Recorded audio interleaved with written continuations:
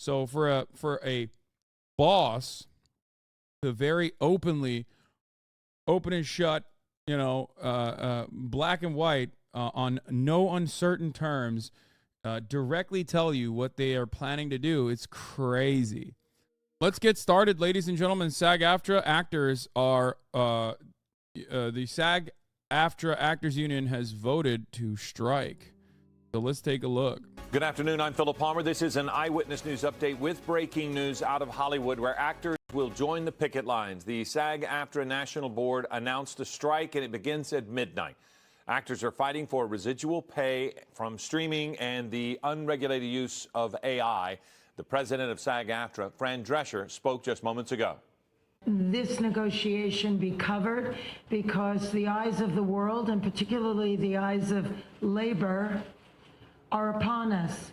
What happens here is important because what's happening to us is happening across all fields of labor by means of when employers make Wall Street and greed their priority, and they forget about the essential contributors that make the machine run.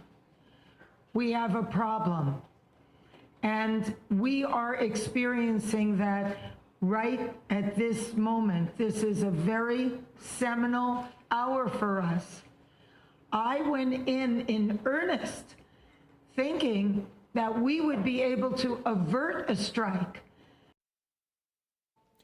The group representing the studios responded that it was SAG-AFTRA who walked away from negotiations, saying in part, "This is the union's choice, not ours. In doing so, it has dismissed our offer of historic pay and residual increases, substantially higher caps on pension and health contributions, audition protections, shortened series option periods, a groundbreaking AI proposal that protects actors' digital likeness, and more." Thanks for joining us. Updates in. I mean, there's literally it's not to be that guy, but there's a Black Mirror episode on the AI thing.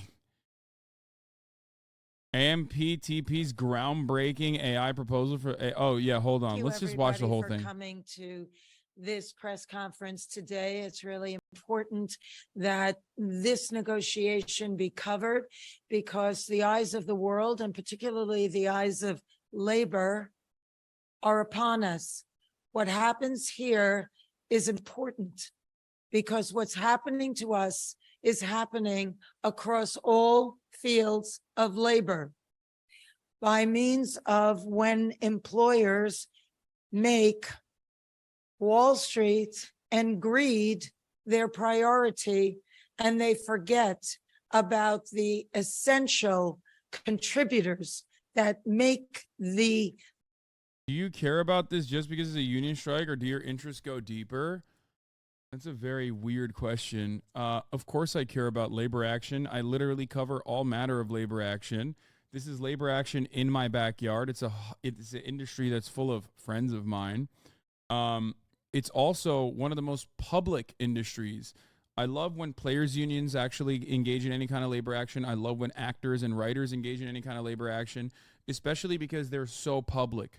They're so immediately in the eyes of the broader population. This automatically makes it a issue of contention from the jump. And that is really good. That's a really good opportunity to do agitated propaganda because, like, a lot of people will look to this and go, why the fuck are these famous actors striking? They make so much money. And that there is an opportunity to, like, utilize that.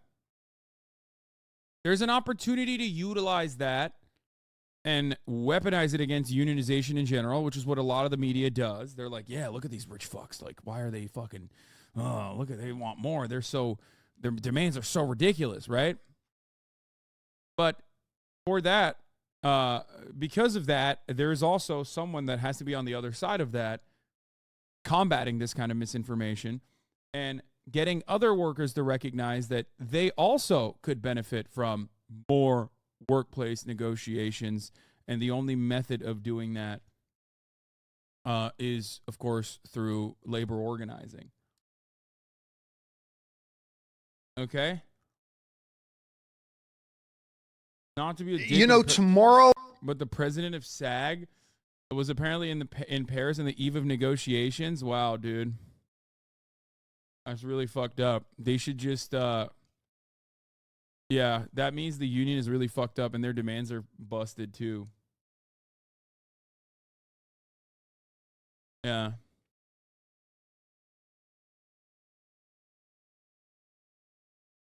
Yeah, that's crazy. She was working. She had a contract. Nope, doesn't matter. Doesn't matter. It's really fucked up. I'm gonna take the fucking immediate anti-union lie, like anti-union propaganda, hook, line, and sinker, and then bring it up here.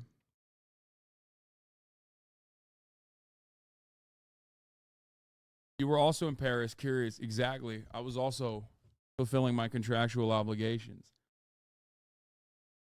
I love when people are just like, I don't get it. There's a labor action that's supposed to be happening. Why are you fulfilling the obligations of your contract prior to said labor action? Hello? That's the entire purpose of these contracts. It's that you maintain goodwill by saying, look, we will follow through all of the contracts you give us to a T until there's a moment of negotiation.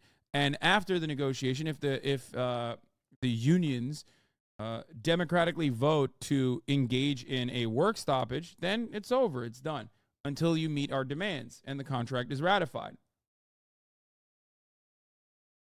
You know what I mean?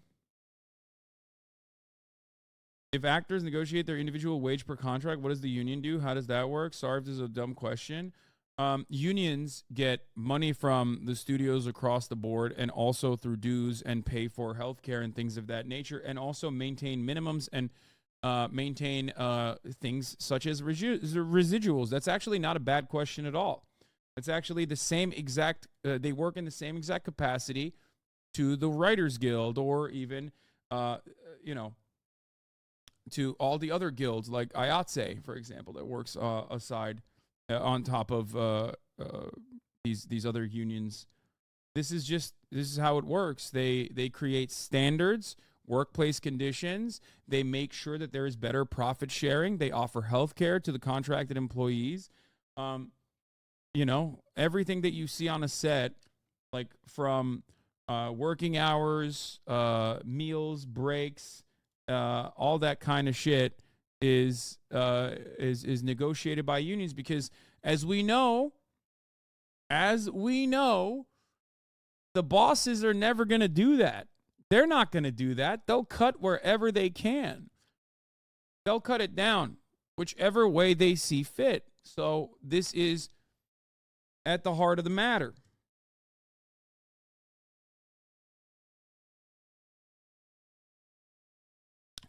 What is this? First blue check response I see is literally what you said. Now I become activist destroyer of movies. Stars Cillian Murphy and Emily Blunt leave Oppenheimer premiere as Hollywood actors are launching a strike that could stall the whole industry. Yeah. I mean, this is big. This is really, really big.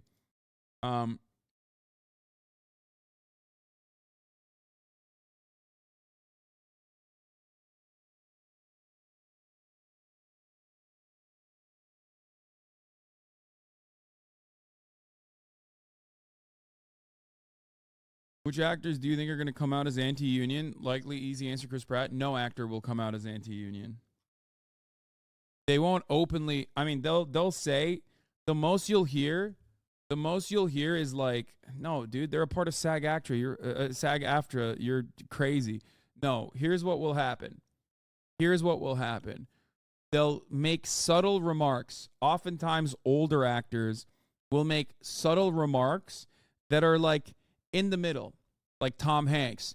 He'll say something along the lines of like, unions are really powerful and really good, but honestly, we also need to make sure that we don't go too far. Something along those lines. They'll never just straight up come out and be like, this union is shit. It's fucking dog shit. Fuck the union. They won't. They're literal members of the union.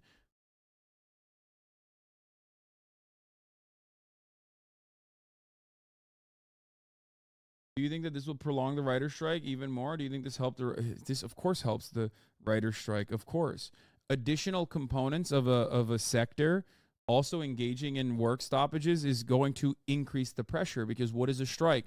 It's a work stoppage. There's a negotiations process, there's a contract, there's a back and forth, and your goal as the labor union is to ensure that there's as much pressure, because companies are incentivized by profit.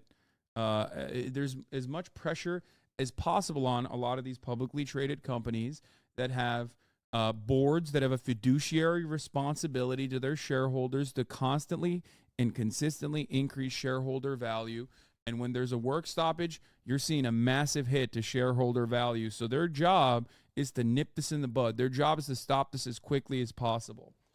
Precisely the reason why there's a lot of legalese that makes union activity as difficult to conduct as possible. Okay?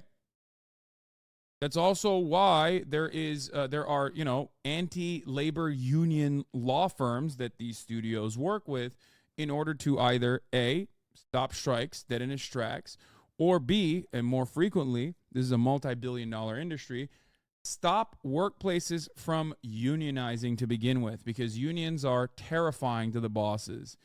Because the bosses don't want you to have any fucking power. They want you divided. They do not want you united, because divided, you beg, but united, you bargain.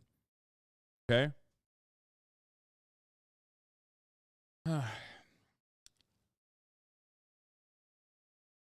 I think one of the things that was truly unhinged was when the AMPTP openly stated, like some of the heads of studios openly stated, we will wait this out until some of you become homeless.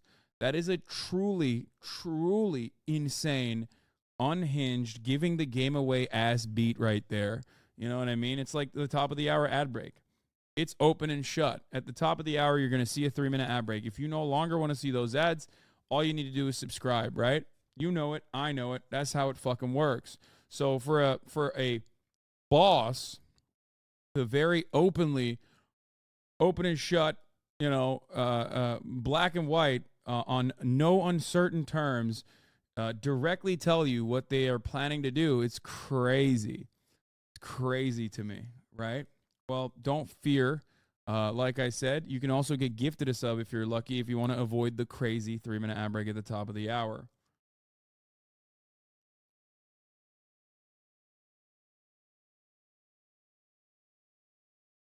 Here's the 3-minute ad break now. Not sure if you saw Adam Conover's tweet. I have not, but here, we can get started with that. Adam's going to be on the stream. So yesterday, some studio executives told the press that they were planning. We're going to have Adam on in a little bit, too, to come talk about this. He's such a perfect person to be, like, the spokesperson for this sort of thing. He's obviously sitting on the negotiations committee for the WGA. He's also a part of SAG-AFTRA as well, so he can speak on both. I'm also looking, I've hit up a bunch of my friends to see if they are interested in participating in the pickets alongside myself, like some of the actors that are SAG-AFTRA. And on top of that, I am planning on having maybe some spokespersons from the union as well, or someone that's higher up. I put out some feelers out there to have some people on. Potentially I might. Oh, Alex is also going to be staying with me. Alex Press, as she obviously writes about the story. So, you'll be seeing her a lot more as well on stream. So, that's it. Hasan, you're going to pitch a movie out there? Of course I'm going to. All right. Planning on waiting out the Writers Guild until October, when writers will lose our apartments and homes and become homeless, and then be forced to come back to the table and take a bad deal. Now, first of all, I cannot believe that they said this. They took the mask off. They told on themselves bigger than anyone I have ever seen. But also, they are dead fucking wrong, because writers are in this for the long haul. We have a strike fund that we use to support other writers who are on hard times. We are raising money for crew members and other people affected by the strike. And most importantly, importantly, we know that if we do not get a fair deal, we will not have jobs to go back to. So we are not going to leave this picket line. We are going to keep withholding our labor until the companies come back to the table and make a fair deal. And they're going to do that. You know why? Because they need us. Every dollar they make begins with us. So they are not starving us out. We are starving them out. And until they come back to the table, there will be no writing. So yesterday, some studio executives. Pretty wild thing to hear openly from the studios when they're supposed to be negotiating in good faith. Them stating openly that, like, you know, on no uncertain terms is kind of unimaginable. I do think that they're getting way too fucking big for their britches. They're getting way too comfortable. Like, how do you feel like you can get away with that? I mean, but then again, these guys, they test the market. They know what people have a taste for. They understand. Maybe they think that unions are not as positive, or at least like these types of unions are not as positively perceived by the broader population, because there's always the other side of anti-union sentiment where people go, oh, these guys are so lazy. They're so demanding. They're so spoiled. They're so entitled. How dare they? How dare they go around and demand more? They're fucking actors. They're living the high life, which, by the way, you, of course, saw. They said that about writers, too, which is additionally laughable because, you know, outside of the public-facing writers that don't make that much money, plenty of writers that are even famous don't make a lot of money at all. Whereas with actors, there's an even larger pool of actors that don't make a lot of fucking money. We're talking extras. We're talking stuntmen. We're talking all of the different aspects that are on camera on the Hollywood production side. And the reality is, even if they're making a lot of money or not, this is a demand to take back more of the value that they generate. Never forget, this is not about whether you like a particular movie or not. This is not about whether you like a particular actor or not. This is not about whether they have good politics personally or not. I always say this, unions are not about being left or right. Unions are about fairness. Fairness. When you go to work, no matter where you are, under a capitalist organization of the economy, you go to work every fucking day and you're generating value for that company. You're doing something. Even if you're just fucking sitting there and acting like you're looking at spreadsheets, ultimately the company has decided that you are a net benefit to them. Okay? That's called profits. They're extracting your surplus labor value. They're paying you wages, and they're getting more in return for those wages. So when unions get together, it's not about asking for unjustifiable things, but it's usually just about demanding that out of the value that they create, not the arbitrary amount, by the way, out of the value that they create for their bosses, they want some of that back. That's it. And it's kind of funny because everybody always looks at the output. They're like, players unions. I don't really understand. I mean, the fucking Spurs are dog shit this year or whatever. And it's like, yeah, it doesn't matter because whatever a particular player is making in the form of wages, in the form of their contracted wages, their bosses are making a shitload more off of their players. That's it. That's how this works. A decade ago, Steven Spielberg predicted that an implosion in the film industry would happen where half a dozen movies with high $250 million budgets will flop at the box office and alter the industry forever. Yeah. So, like, a lot of people will look to, like, the Indiana Jones movie, or a lot of people will look to all of these big budget blockbuster movies that are failing and go, the actors in it suck, or the writers in it suck. And what they fail to realize is a writer or an actor is, in many respects, no different than you at your fucking white-collar job, you at your blue-collar job. They are directed to make a product. They play a role in making that product. They can shape it to their own vision, but in many respects, they're not allowed to. Okay? These studios go, make this product. We focus tested it. We looked at like what markets are going to pick this product up and like it and consume it and enjoy it. Make this product now. And then the writers go, yes, sir, let's do it. So it has nothing to do with your own personal consumption or your understanding of whether this product is good or not. I know that this medium is very subjective, the way that you perceive it, so it's very hard not to see it in that light, but it doesn't work that way. I'll give you the greatest example. Young Sheldon or the Big Bang Theory, okay? Many of you will sit here and say the Big Bang Theory sucks ass. We make jokes about it all the time. However, the Big Bang Theory is a tremendously successful television show. Do you think that it was a passion project for some of the writers? Maybe one or two. But for the most part, all of the writers that were on that show were just generating value. They probably wanted to write better shit, but they couldn't because this is what their job was. Okay? That's it. They didn't write Bazinga because they love Bazinga and they think this is incredible. They wrote Bazinga because that's what the studio executives knew was good. And while from our own personal understanding, the show does not meet the metric of like, you know, artistic tastes, the refined taste of the Twitch audience, it still was a profoundly successful show. So if that show's making, let's say, $1 billion, I think the writers deserve more of the profits that show is generating than what they're currently getting.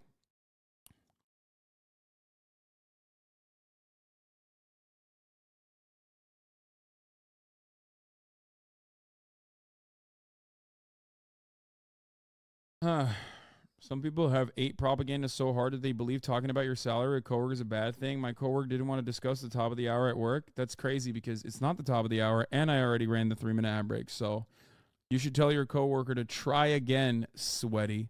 Maybe in a little bit. Fucking got him. Coming here with that weak shit.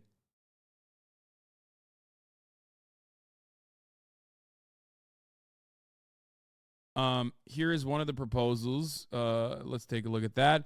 The studio's AI proposal to SAG-AFTRA included scanning a background actor's likeness for 1 day's worth of pay and using their likeness forever in any form without any pay or consent.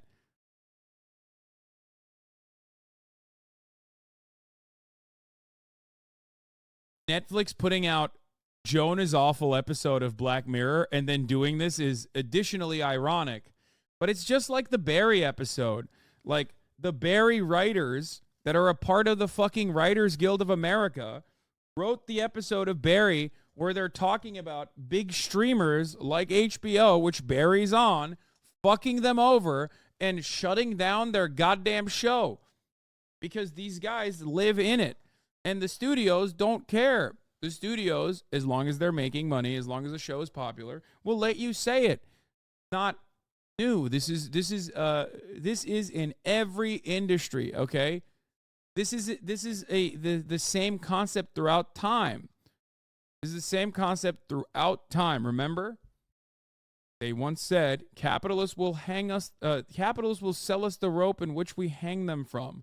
This is the concept. This is that theory in action that you're seeing. Like, they don't give a shit. As long as they're making short-term profits, they will fucking upload videos like that. As long as I'm still generating value for Amazon, more value than I take from them in the forms of subscriptions and ad revenue that they're taking off the top, they don't give a fuck if I'm also funding simultaneously the Amazon labor union. They don't give a fuck if I'm also speaking out against Amazon's harsh, horrific labor practices.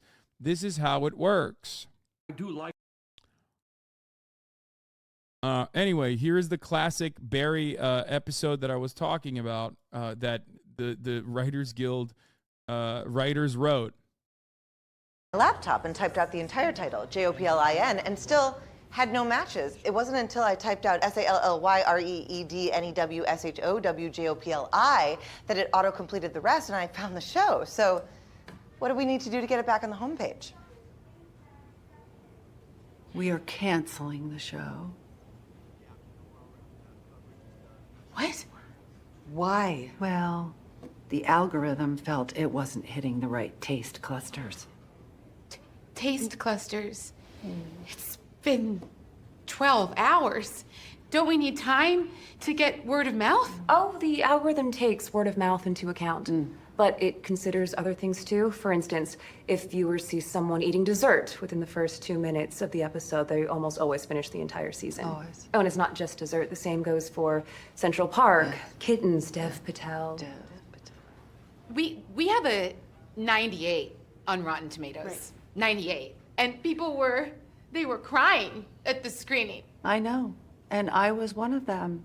But I guess I was wrong.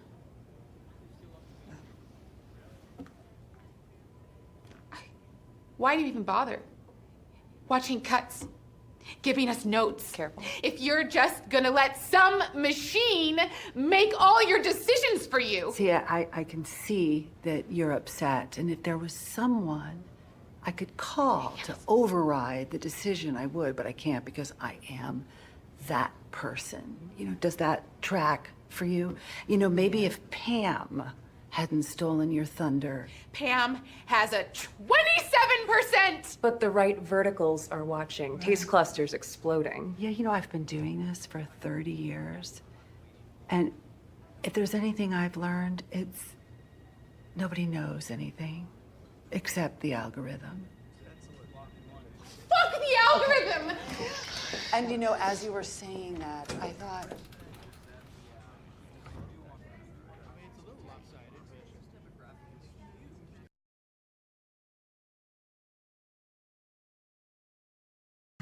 Matt Damon with a middle ground take. From what I understand, they cut it before he was done with his full take. Okay, that's what people are saying. Ben and I just started this little independent studio, and you know we're 3.5 movies in. We're shut down on one of them right now. We're just waiting for everything to resolve. So, and it's you know it's brutal for our sister unions. It's brutal for IATSE. You know what I mean? It's like, and it's going to be tough for the actor, for 160,000 actors. So nobody wants a work stoppage, but if our leadership is saying that the deal isn't fair, then we gotta hold strong till we get a deal that's fair for working actors. For, you know, it's the difference between having health care and not for a lot of actors, and we got to do what's right by them. Wait, he didn't say anything bad. This is not anti-union. Matt also said if our leadership is saying the deal isn't fair, then we got to hold strong until we get a deal that's working for actors. There's a difference between having health care and not for a lot of actors, and we got to do what's right by them. That's not middle of the road at all. No, you guys just read the Deadline Hollywood. You didn't watch the video. You read the Deadline Hollywood quote, which quoted him halfway to make it seem like he is against the strike. Matt Damon at the Oppenheimer Theater says the Hollywood labor strikes will be brutal for actors in his own production company, which has shut down one of his company's films. This is 1,000% sensationalist propaganda. They're doing this on purpose.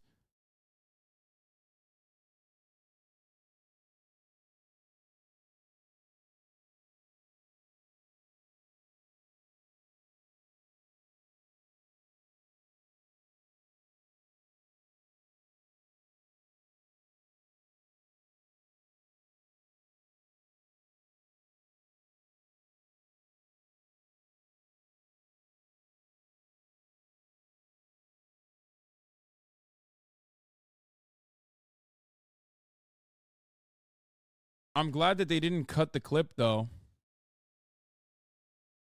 I'm glad that they didn't just, like, cut the clip.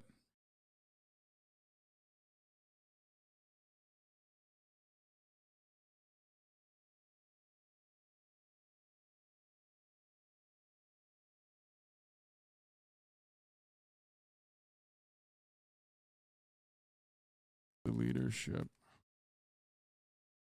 recognizes that it's the difference between having healthcare and not.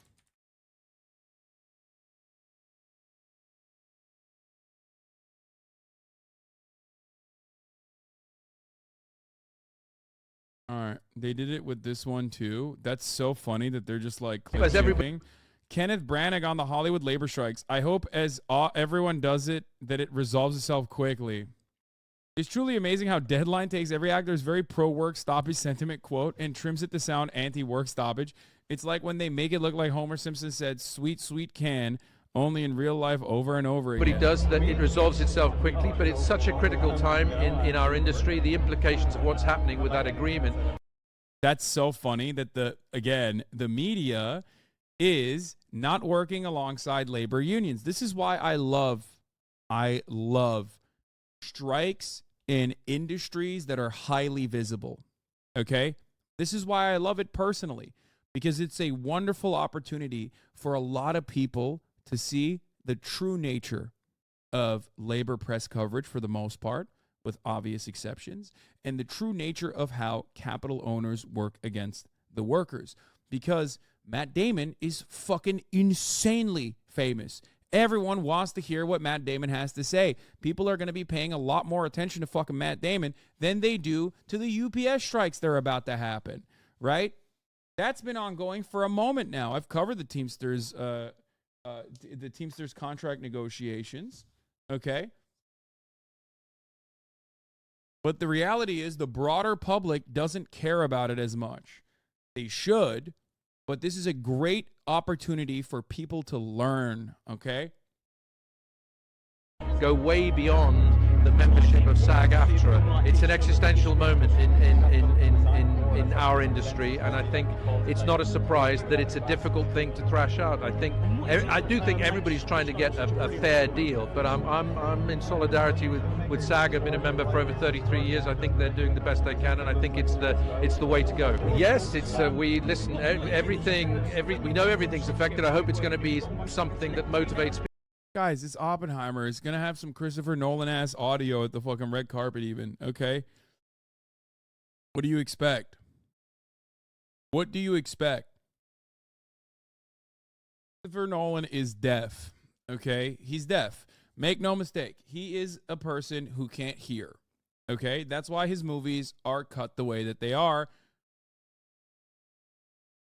Do not expect to hear dialogue when you watch Oppenheimer. Expect your eardrums to be blown out like a motherfucking atomic bomb test by the end of the movie. And, develop a better understanding of how Christopher Nolan goes through his day.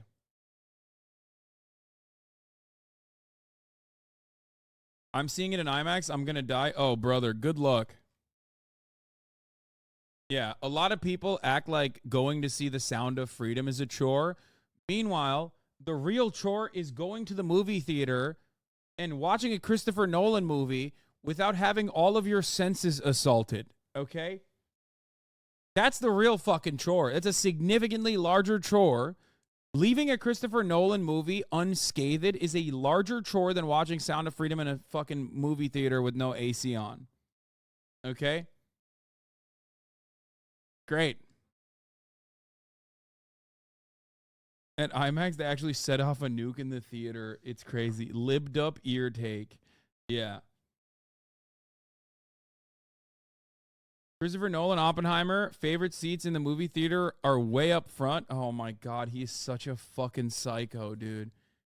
He's such a freak. I'm telling you, he wants everyone.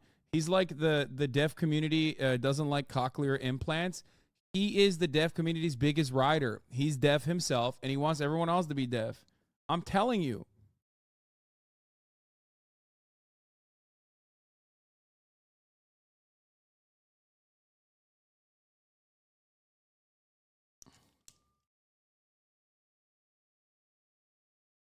I saw Interstellar in IMAX a decade ago. Dude, I watched Dunkirk. Okay? I'm not even kidding. I think I have PTSD now. Okay? I feel unsafe when fireworks explode. I didn't even serve in war. I just watched Dunkirk in the movie theaters.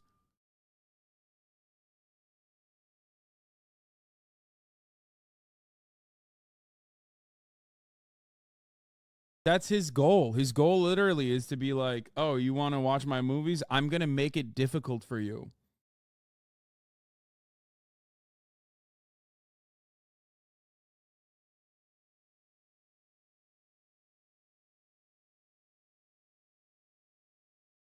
We have concluded your PTSD and hearing damage are not service related. Yeah. God forbid a veteran watch the Christopher Nolan flick. They're not getting their fucking 100% eligibility.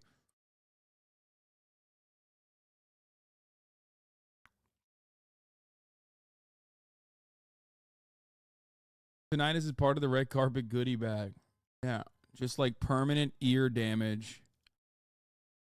If you are Probably not as bad when you're actually shooting the movie. It's just bad on the editing floor. That's all I'm stating. Like it's most likely bad on. It's most likely bad when you're watching it.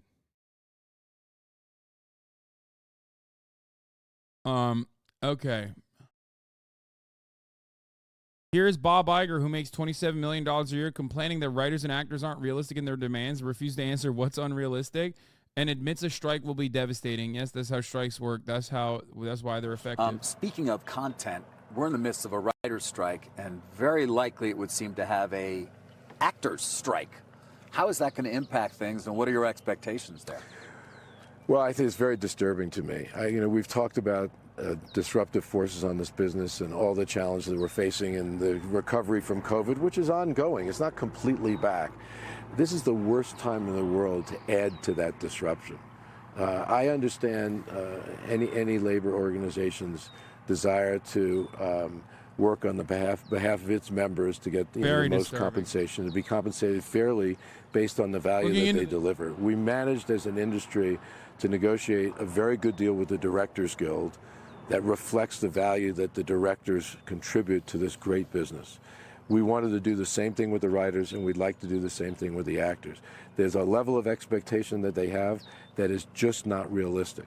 And they are adding to a set of challenges that this business is already facing that is, quite frankly, very disruptive. So they're not being realistic? No, they're not. Why not?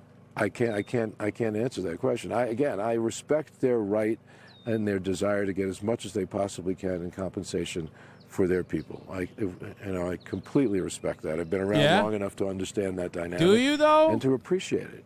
But That's awesome. Oh, no, totally. I do. But also, I am literally the main guy. Like, single-handedly, because this is how corporations work, unlike how labor unions work, because labor unions are democratic. Labor union leaders are voted for that position. Labor union contracts that they negotiate for are ratified through the democratic process. Bob Iger and capitalist corporations don't work in that same regard. He quite literally tomorrow could be like, fuck this shit. We're done. We're done with the strike. We're capitulating. We're caving to your demands. They're very reasonable. And we're just going to go and offer you all of your demands, which literally the sum total of which, for the WGA at least, is $420 million. It's literally like Zaslav and fucking Bob Iger's salaries combined, okay? It's a blip. It's an accounting error for these fucking multi-billion-dollar studios. And yet they still are like, nope, not going to do it. So understand that they're pumping and dumping a shitload more into whatever dumbass project that's never going to get launched. They're losing and forgetting more money. They're hiding more money in accounting errors, famously Hollywood accounting, so they can get tax breaks than giving $400+ million to the Writers Guild. $400 million back in the revenue that they are generating, for the record. So Bob Iger could literally stop all this tomorrow. Oh, yeah, for the record, where is he saying this? Oh, at Sun Valley Billionaires Camp, of course. That's right. More than 40 CEOs and investors and industry leaders have began arriving at Sun Valley, Idaho on July 11th.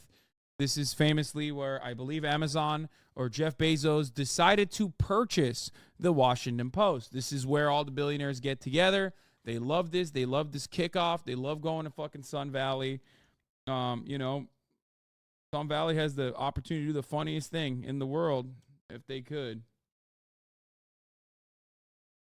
40 attendees are there. We'll talk about who's there right now, what the fuck they're doing in a second. But, different from the Bohemian Grove. Yes, the Bohemian Grove is like a boys club for politicians and celebrities to like do gay shit without women around them, okay? That's very different. It's a place that the Bohemian Grove was a place for them to explore their sexualities. This is a place where they're wheeling and deal making, but not like Davos. You know what I mean?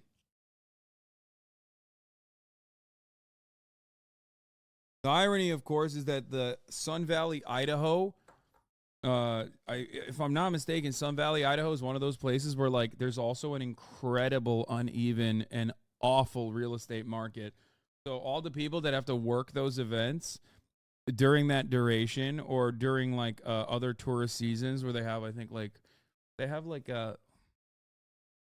extreme sports and like snow season and shit like that where they have to live in their fucking cars. Oh, I'm thinking of Jackson Hole, Wyoming. Never mind. But ski resort towns are like that too. I'm pretty sure Sun Valley, Idaho is like that too.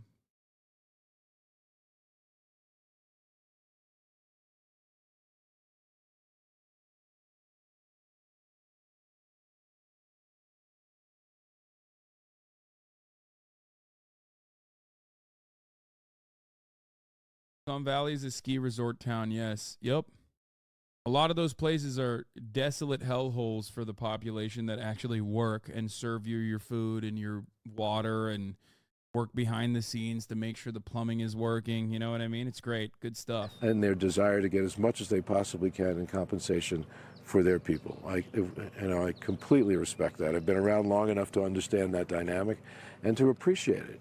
But you also have to be realistic about the business environment and what this business can deliver. It is and has been a great business for all of these people, and it will continue to be, even through disruptive times. Yeah.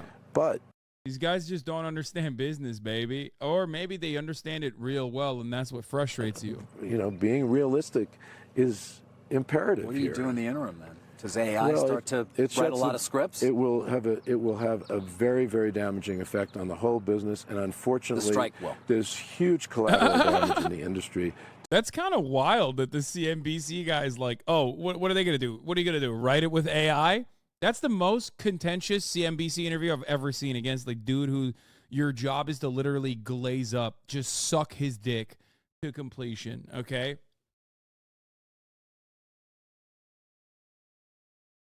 To people who are, who are support. It's like, yeah, the strikes are bad for the industry. It's like, oh yeah, well, you could make strikes not ever happen. Here's a fun fact. Engage in the bargaining period in good faith, like actually, as the law dictates you do, and offer whatever the fuck the unions are asking for. Because it's not like the unions are asking for more than you can offer. The unions are only capable of asking whatever the fuck they are generating in the form of revenue, in the form of surplus labor value, in the form of profits. Services. I could go on and on. It will affect the economy of, different regions even because of just the sheer size of the business. It's a shame. It is really a shame. Maybe you could take $17 million a year in the extra tank and pay the people who think up and write, illustrate, create product that brings them so much money. $25 million of his $27 is stock. So you want to give non-Disney writers Disney stock as a payment instead of cash? Dude, that's crazy.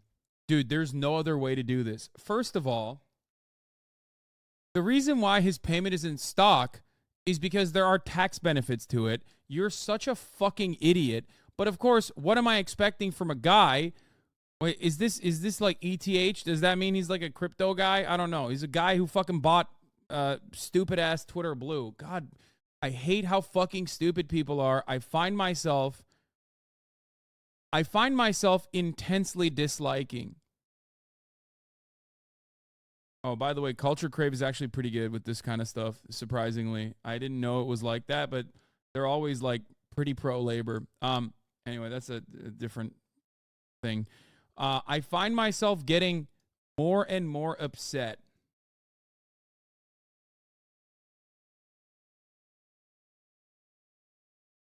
Alex Mashinki has been arrested on the Celsius multi-billion-dollar fraud and faces charges that could lead a maximum of 115 years in jail. Holy fuck. Look at that.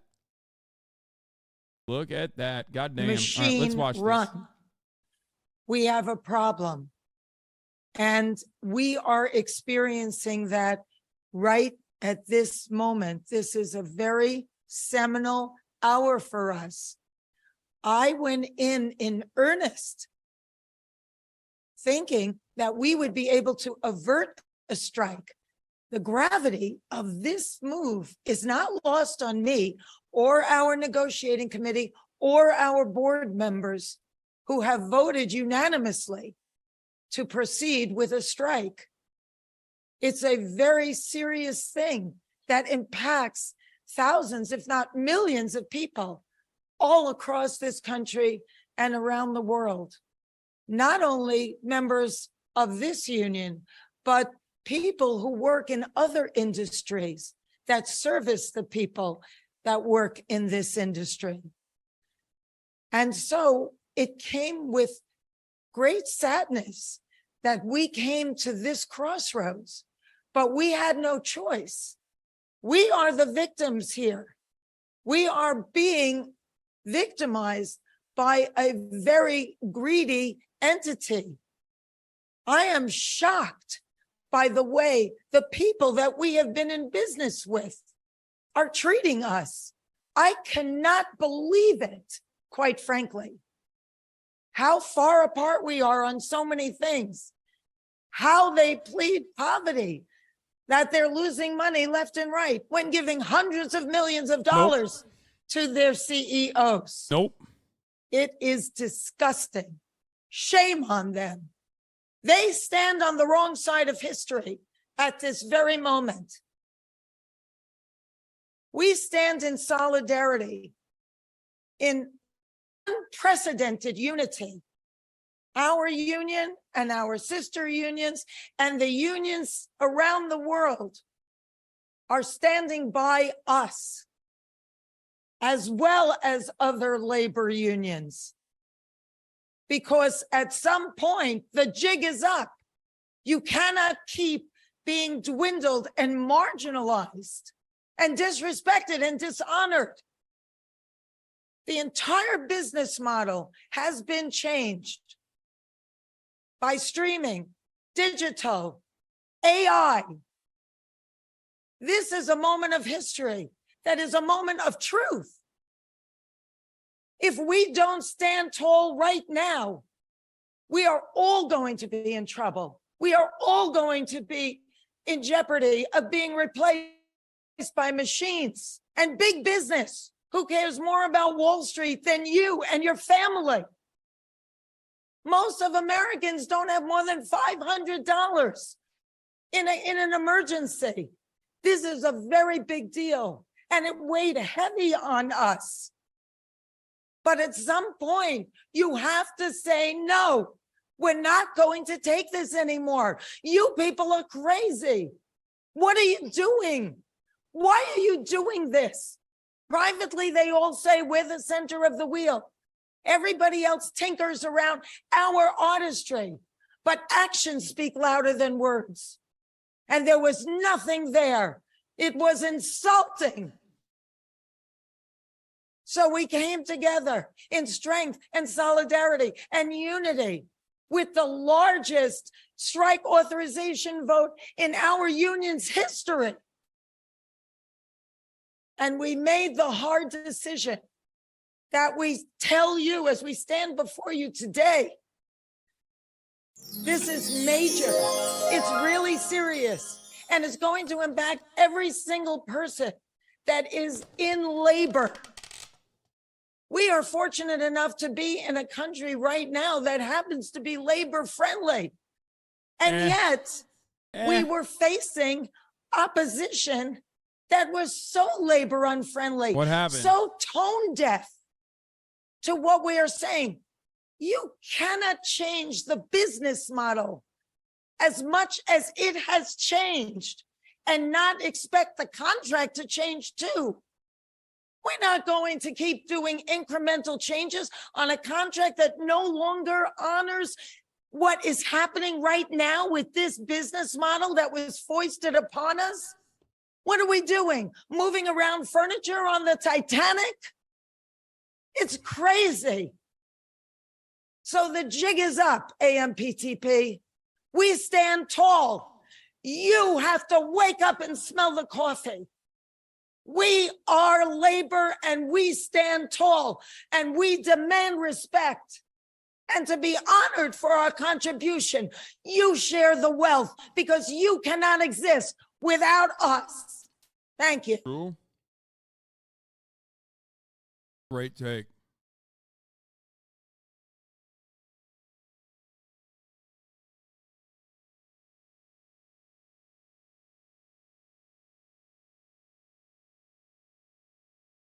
I don't care about the noise. I opened the sweet green salad packaging, and that's probably what the noise was. Anyway. No, it wasn't. Oh, it's probably... Wait, hold on. Was it this?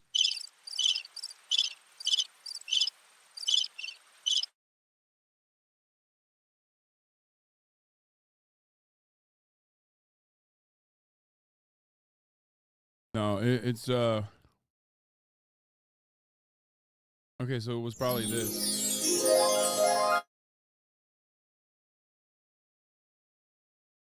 Yeah, my Rodecaster. I was pushing my keyboard forward, and my Rodecaster gave up. Made some noises.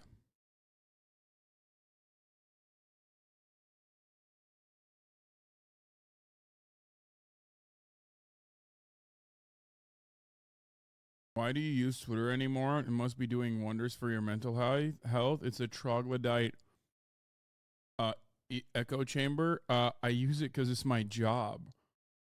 It literally sucks, but I can't do anything. This groundbreaking AI proposal that they gave us yesterday, and Here's that the AI. groundbreaking AI proposal, they proposed that our background performers should be able to be scanned, get paid for 1 day's pay, and their company should own that scan, their image, their likeness, and should be able to use it for the rest of eternity in any project they want with no consent and no compensation. So if you think that's a groundbreaking proposal, I suggest you think again.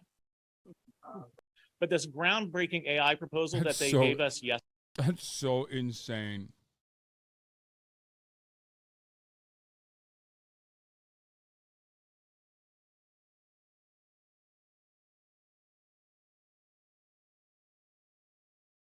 Why do you think that a multi-billion-dollar platform gives you a platform to spread your message as contrary to their interests? I know you're asking that in a snarky, contentious manner, but I literally talked about it earlier. It's because I make them money, stupid. It's because they take a percentage of every fucking subscription that it comes my way. It's because I run ads. It's because I have a contract with them. It's because they make money. That's how it works.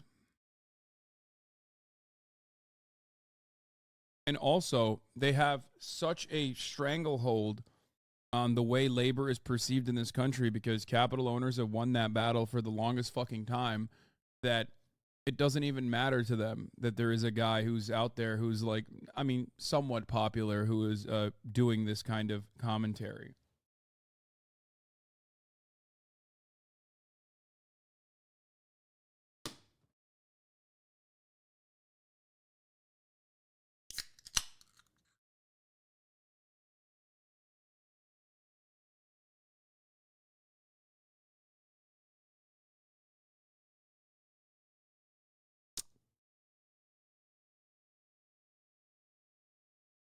I am but a blip on the radar.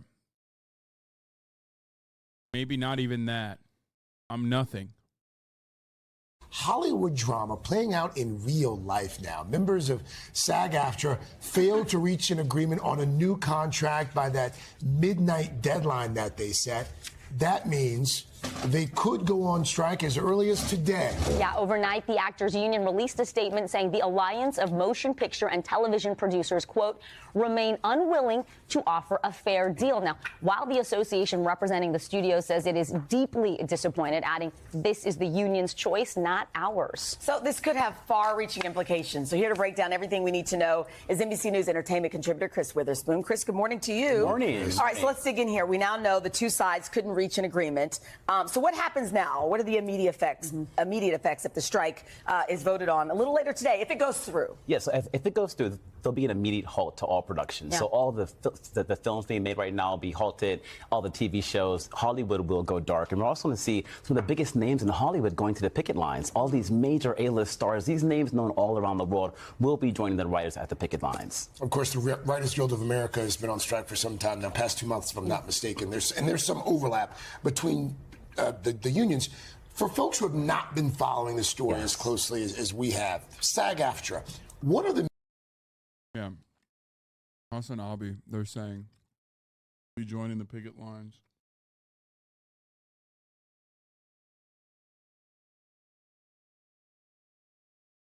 major issues that they're fighting for? Yeah, so a few things. Higher wages per season for streaming, and then also better benefits for the actors and also the writers, but increased streaming residuals, which is very different when you're doing it for Netflix or Hulu.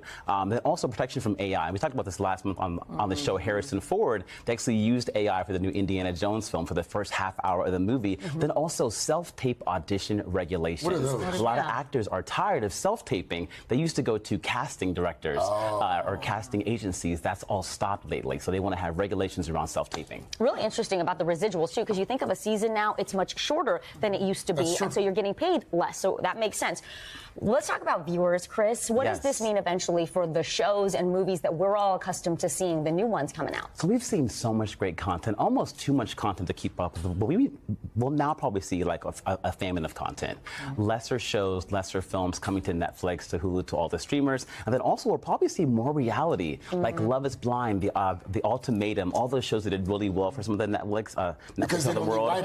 Yeah, they'll need writers. The reality shows, reality competitions, more of those for sure. And what about the Emmy Awards? Nominations were just announced yesterday. Succession, Ted Lasso. So many shows. Would this impact, I think it's the 75th ceremony. Yeah, they're scheduled for September 18th, but they'll probably likely have to cancel those and push them back a few months.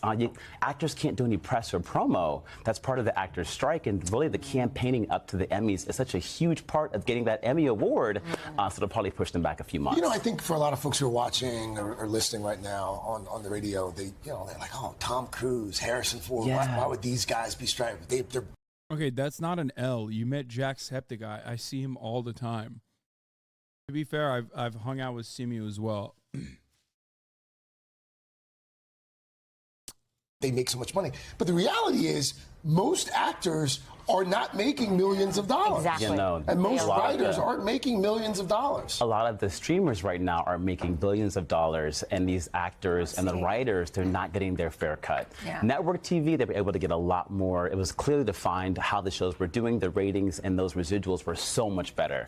Right now, they are not good for the actors or the writers. We'll have to see what happens if the vote goes through. Thank you, Chris, as always. And we should mention NBC Universal's parent company, Comcast, is part of the alliance. I think another thing that we will see for these big streamers is probably a lot of Korean and Japanese art as well. I already see like a big wave of Korean cinema and Korean TV shows on Netflix anyway. They pay for it. They make like Western productions out there as well. Someone who I know was on, what is it, Exo Kitty, I think. It's like a Western-made K-drama.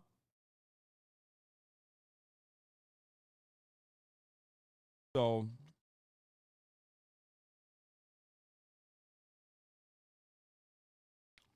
you'll see more of that.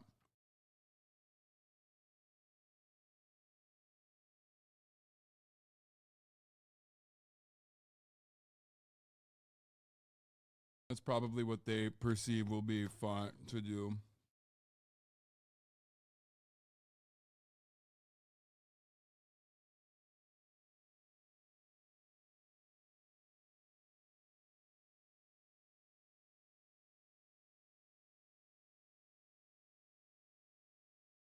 Of motion picture and television producers, and some members of the news division are members of the SAG-AFTRA union.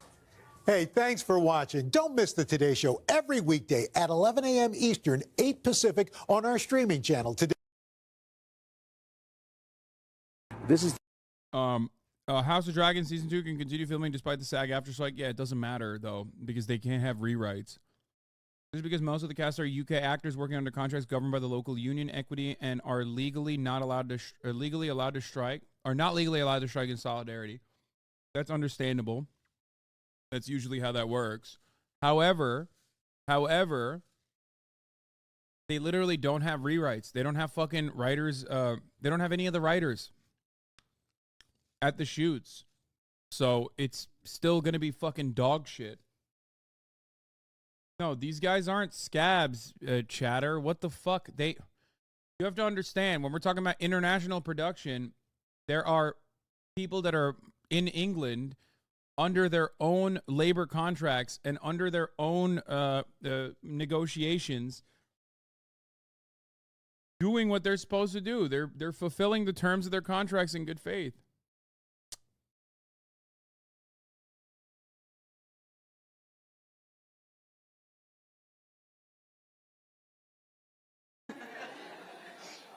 Right here, Jeremy. So you guys said at the start of talks that you guys were not going to be beholden to any terms that any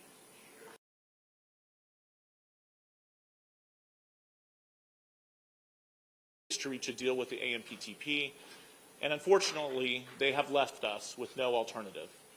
Although we're all disappointed with the AMPTP's reluctance to cooperate, the solidarity among SAG-AFTRA members has never been stronger. Based on the enthusiasm I'm seeing from everyone, I truly believe this union has the unity and the resolve needed to fight for the future of their careers. Due to the broad nature of our membership, this strike does not affect all members of all contract areas, just those working under the 2020 TV theatrical contract. Performers working in interactive entertainment, audiobooks, music, commercials, and other contract areas will not be directly impacted. The strike will... I've officially fallen off, by the way. This is like unrelated to anything else, but I think platform-wide views are down, but it's official. This is a major news story, and there's not that much interest on it. 23,000 live concurrent viewers. It's over. The fall off is here. Unrelated to anything else. It's crazy. Major fall off. Will begin at midnight tonight, and all of us, union members, leadership, and staff, will be out on the picket line. Major news in quotations? Yeah, are you fucking kidding me? The entirety of Hollywood going on strike is major news. What? This is like a super significant news story. Only because you live in LA? Yeah, famously, no one else fucking watches television and movies. Only people in Hollywood watch television and movies and TV shows. What are you saying?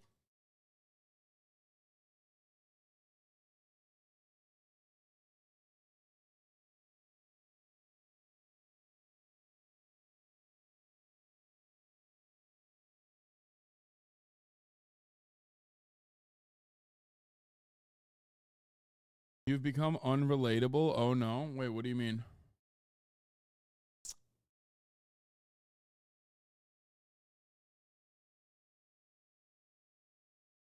Everything I cover from the perspective of dumbass Amerifat, Ameribrained idiots is technically unrelated and not relatable because I cover healthcare. I cover strikes happening in other sectors as well.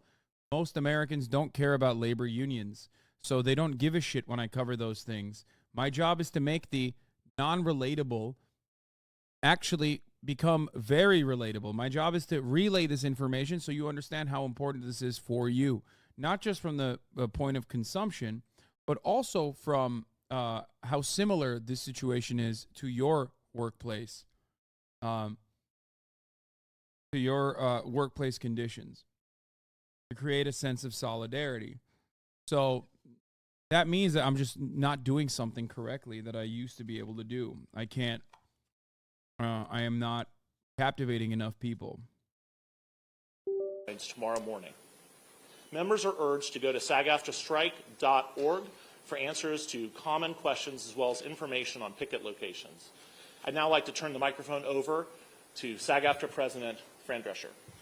Thank you. Thank you, Duncan. And thank you, everybody, for coming to this press conference today. It's really important that this negotiation be covered because We covered this part.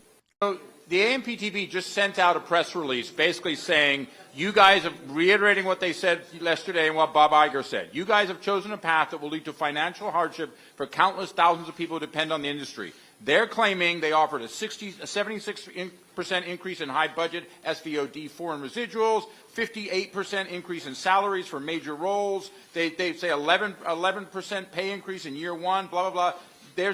They're claiming all these double-digit promises. And they're claiming they had a groundbreaking, I'm quoting them, AI proposal which protects performers' digital likeness. So what do you say to that? Well, Fran may have some things she wants to say to that, but let me just take one of the items that you mentioned, and I'm not going to be able, not having seen their press release, I can't respond to every point of it, but this groundbreaking AI proposal that they gave us yesterday, in that groundbreaking AI proposal, they proposed that our background performers should be able to be scanned, get paid for 1 day's pay, and their company should own that scan, their image, their likeness, and should be able to use it for the rest of eternity in any project they want with no consent and no compensation. So if you think that's a groundbreaking proposal, I suggest you think again. Ago, you guys put out a video that suggested that you were seeing progress in the talks, and you sounded encouraged by what was happening. So, what turned? What was the pivot? Where did things go south? Well, you know, initially we started kind of on the outside. They weren't really ready to get to the core issues, and we were encouraged, quite frankly. But we didn't realize that that was where it ended, where it began and ended. And all the core ingredients, you know, we were basically either stonewalled or we're so far apart that, you know, it was just, and in earnest, we gave them an extension of 12 days, which they absolutely wasted, making us feel like we've been duped, like maybe it was just to let studios promote their summer movies another 12 days. They stayed locked behind closed doors. They continued to cancel our meetings with them. We thought, you know, well, maybe they're really getting into it. But then what we ultimately received from them was what my mom would call a leck and a schmeck.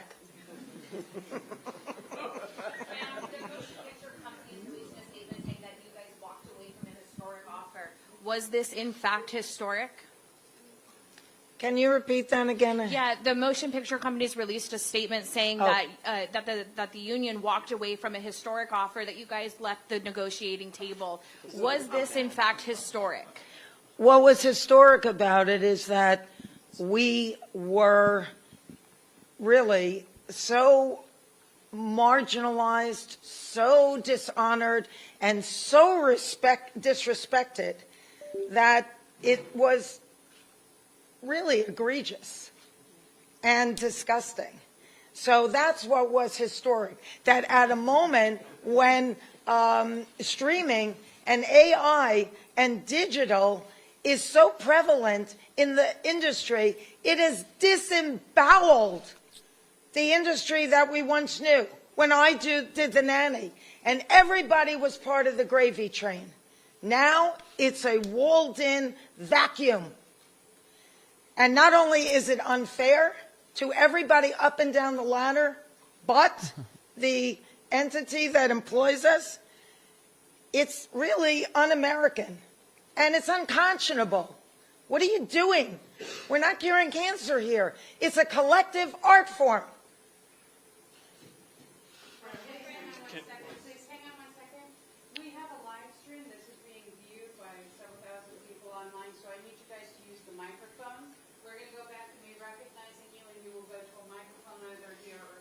Damn, there's 7 candies. Well, you talk a little bit about how now. long you expect this to go on. Are we talking about weeks? Now. Are we talking about months? And what would it take to get back to the table? That's up to them. We're open to talking to them tonight.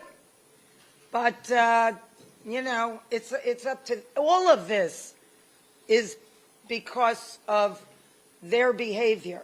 It's up to them if they're willing to talk in a normal way that honors what we do. Yeah, they can't talk right now. They're at fucking Sun Valley.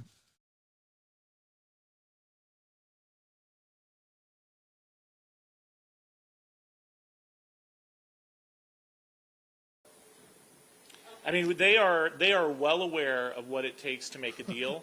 Fran and I personally spoke to several of the CEOs of these studios yesterday, and at length. They know what it will take to make a deal. They had the power in their hands to make a deal and avoid this strike. They chose not to do that. And last night, we told the AMPTP directly across the table, we're ready, willing, and able to return to the negotiating table whenever they're ready to do so. Their response to us was that they would be ready to talk whenever we would act in a civilized manner, not be on strike. We told them that it's not uncivilized for people to go on strike. It's a moral right, it's a human right, and it's a legal right of our members to collectively bargain, to organize. Civility politics is awesome. He said it's uncivil to strike, which is like your legal right.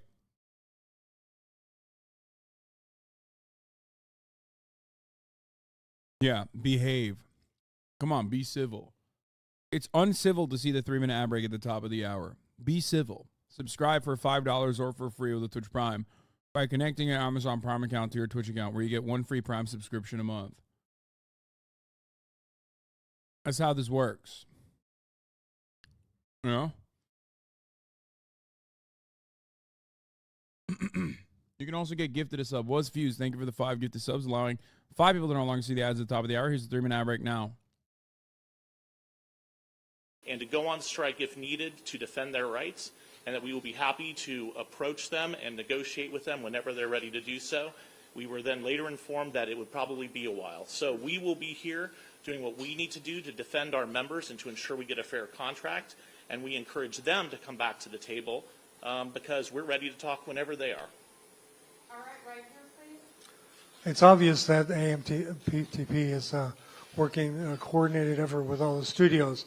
Are you planning to do the same with the other entertainment unions? We've been in constant contact with our sister unions. You know, the other unions in this industry have been incredibly supportive. We have been incredibly supportive of them. I'm sure it hasn't gone unnoticed that thousands of SAG-AFTRA members have been walking the WGA picket line since the beginning of May. But, you know, over the past years, we've been working together closely. The relationships between the industry, entertainment industry unions have never been tighter, have never been closer, and we absolutely are standing in solidarity with them, and they are standing in solidarity with us. All right, we're going to go to Abby with people. Use the mics, please. Hi, a lot of us are wondering how this is going to affect promotion of past work, not current movies to be promoted by actors, but things like participating in a panel at 90s Con, or if they are being recognized for their entire body of work. Can you clarify a little bit about the terms? Sure. We will be issuing a strike notice and order to our members today that lay out exactly what members are prohibited from doing as part of this strike and what they can do. We've also communicated directly with members, agents, lawyers, and publicists so that they have this information as well. In general terms, any kind of promotion of any project that was made under the TV theatrical agreements, either current or past, will not be allowed, whether that's at a con, at a festival, at a panel, on social media, at a premiere, in any form. Members who have other types of activities going on, like autograph signings or things that are not related to specific companies or projects that are produced under these agreements, they'll be able to continue doing that. But we encourage all members who have any doubt about the boundaries there to reach out to the union, read the guidance that we'll give them, and we can answer. Guys, no more sock on.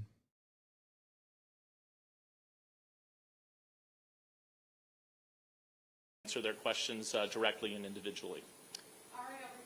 Hey guys, what do you make of the reports man, that what's sock on? That the Academy's strategy Sock on was these to nuts! bleed union members dry? I know there was Oh, beer, in beer, regards beer. to the WGA, but what were your thoughts on that piece that came out? It was reported in the press just recently that there were some executives from the studios who stated that that it was okay for writers to go homeless as a result of this strike, or that, like you said, that they want to bleed the people dry. I mean, I think Fran might have some words to say necessary about that. evil. A necessary evil, that's right. Can you believe that? I mean, we had a whiteboard with quotes just so the room would remember some of the things that were said. But you know what? Eventually, the people break down the gates of Versailles, and then it's over. Well, we're at that moment right now. What? Hi, Ted Cheng, KMBC. As you know, this is going to have a significant impact on the LA economy, perhaps costing it as much as $30 million a day. What would you want to say to the businesses, to the people who are going to be losing their living because of Hollywood, who are going to be What do you mean? Yeah, tell them to fucking put pressure on the studio. suffering alongside with you? Well, believe me, our heart bleeds that we had to make this decision. But we can't not get what these members deserve because it's only going to get worse. This is where we drew the line in the sand. And it's a terrible thing to have to do, but we were forced into it. and let's not forget, actors are working people too, alongside everyone else in this economy. And every working person should feel empowered to stand up for themselves. And when an employer, especially these big multinational corporations, wants to take advantage of you, wants to use their power to squash you under their heel, it is your right and your obligation to stand up to them. And I have a very strong feeling that those other people, whether they're parts of unions yet or not, will see what our members are doing and will understand why we had to do it. And Fran and Duncan, I have a quick question, Leslie with the Associated Press. How do you anticipate that this will affect Emmy's campaigning amongst actors since nominations were just announced yesterday? Our strike rules will not allow any form of promotion for television series, streaming series that have been produced under these contracts. My expectation is that it will bring any actor participation in Emmy campaigning to a close. Hi. Goddamn. Charlie Trepany with USA Today. You mentioned Chat. some of the issues. You say fuck the Emmys, and it's like, it's not a big deal for you. This is a big deal for the studios, okay? Not only just for prestige, but also a big deal for, like, additional contracts that come down the line. Like, it's a huge deal. Makes a lot of money for this industry, you know?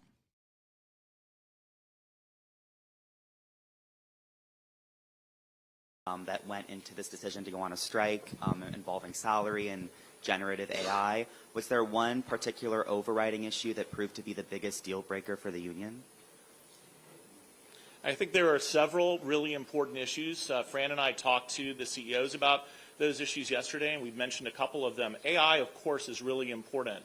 But in addition to that, the basic respect reflected in minimums that keep you at least so that you're not earning less money today than you were earning years ago, that's another example. And also, as Fran has talked about, the fact that this business model has been changed, but the companies want to just keep our members locked in a contract that doesn't... I wish there was more international cooperation among, like, sector labor unions, like, so that these multinational corporations couldn't just take advantage of, like I said, Korean cinema, for example. Deeply frustrating to see that.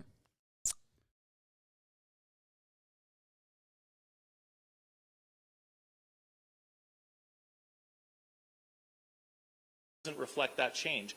We have a proposal regarding the sharing of revenue from streaming services that has been... UPS is going on strike too. What do you think of that, Hassan? Lol W. I mean, I've covered it quite a bit. And, you know, if UPS is stupid enough not to... This guy, by the way, one, you don't even care about the fucking Teamsters, okay? So don't come in here with this bullshit. You're exclusively in here to, like, catch me, right? In your mind, you think there's a double standard. You're going to probably go along and say, you only care about the pussy-ass, like, you know, clout-driven Hollywood actor labor strike or whatever. No, it's just about you, you dumb fuck. You're not in here when I'm talking about the Teamster strike, okay? Because you're a dumbass. You're a pathetic fucking loser who's in here specifically to like, win an argument in his own mind. You've already made up your mind about where I'm at. You've already made up your mind. You're not here for like additional fucking news coverage or anything like that. You're just simply here just to catch me on an own, okay? You're like, oh, man, I owned you. I got you. Well, guess what? You're the one who doesn't actually come in here, okay?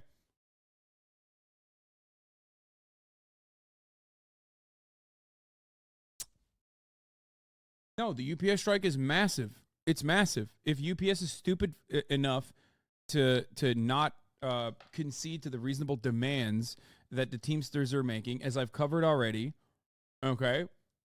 I don't know what to tell you. Like, they're so fucking stupid.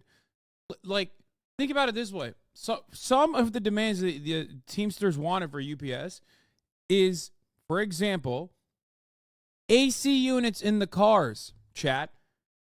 Right now, as I'm streaming, as we are alive on this planet, we are going through the biggest heat wave. Every single day is record-breaking heat on the history of the planet. These guys are out there in their brown-ass cars melting. The fact that they do not have AC in all the cars is insane.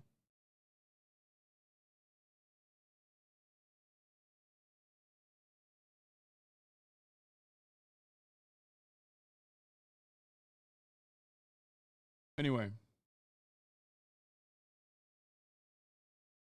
let's continue with this. On the table since day one of negotiations, the companies have refused to engage on that proposal and give it any meaningful discussion, much less agree to it. And we discussed that issue with the CEOs yesterday as well. Duncan, in the name of the Spanish language broadcasters that we are here at this press conference, I would like to ask you in Spanish, ¿qué provocó el rompimiento de estas negociaciones y de qué manera han sido tratados por los representantes de los productores y los estudios cinematográficos? Pues pienso que el problema en estas negociaciones es la realidad que los representantes de los productores no tienen respeto por los actores y actrices que están trabajando bajo sus contratos y quienes trabajo es lo que hace posible esta industria. Y todos de nuestros miembros, los miembros de habla inglesa y de habla hispana, son completamente unidos en luchar por sus derechos contra estos empleadores y todos nosotros vamos a hacer lo que es necesario a asegurar que nuestros miembros de habla hispana y de habla inglesa que están trabajando bajo estos contratos tienen contratos con respeto y con salarios justos y términos apropiados. También la niñera says no más. Doubt and so much at stake. I just say that I have zero doubt that these companies could have agreed to every single item in our proposal package without a problem whatsoever in their bottom line. They could do that. They choose not to do that. We told the CEOs yesterday, and we've told the AMPTP across the table as it relates to our streaming revenue share proposal, that we would be flexible on the terms of that. The issue is that there has to be a change in the structure. It's like what Fran said. We can't continue working off of a contract that was designed for a different business model. Despite that indication of flexibility, unwillingness to move in our direction or even substantively discuss the proposals. This strike could have been avoided 100% by these companies simply being reasonable, and nothing about this contract would damage those companies at all. This is a matter of respect for SAG-AFTRA members, for the work they contribute, and it just isn't there. Fran, do you want to add to that? Do I? Do you want to add to that? I said to their faces that, you're sitting there trying to squeeze us out of our livelihood. You're systematically figuring out ways to carve us out of what is due us. And you're sitting on the wrong side of history. Shame on you. That's what I had to say. Thank you. Alison Petrowski, Channel 9 Australia. Fran, you mentioned that the eyes of the world are watching at the moment. What is your message to actors and other members of the entertainment industry operating in different parts of the world, but fighting the same battles that you are here? Well, we all have to stand together on this because it's like a malignancy that's spreading, and we're already in stage 4.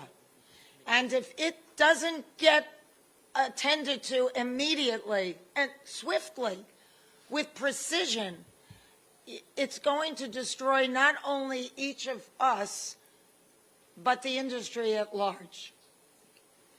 I'll just add, SAG-AFTRA has members all around the world, and we also have extremely close relationships with our sibling actor unions all around the world as well. And there have been plenty of times in the past when SAG-AFTRA members have gone to bat to fight for our fellow members around the world, whether it be in New Zealand, with respect to the Hobbit situation, whether it be in South Africa, helping our colleagues there achieve. They honestly don't want actors. They want their likeness and their voices, and they'll hire data scientists and VFX people to do the rest. They don't even want musicians. AMPTP figured out they digitalize all creativity 100%.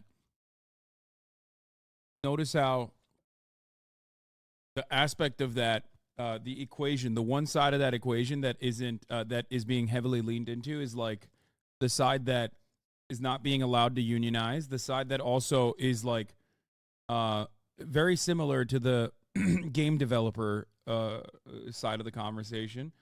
They're leaning more and more into visual effects. Visual effects can be done internationally. It can be done anywhere. It can be done by whoever. Now you don't even need a fucking actor.